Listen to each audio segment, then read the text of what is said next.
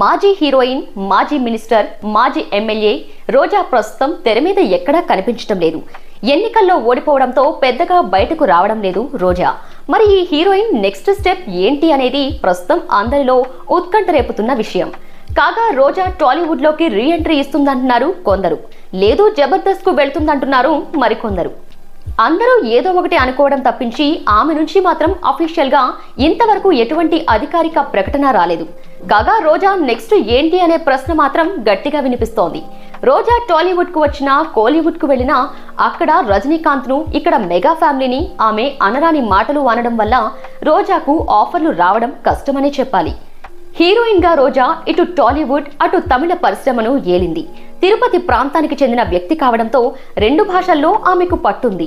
2 ప్రాంతాలపై అవగాహన కూడా ఉంది. దాంతో హీరోయిన్ గా 2 భాషల్లో రోజా స్టార్డమ్ ను చూసింది. తెలుగు,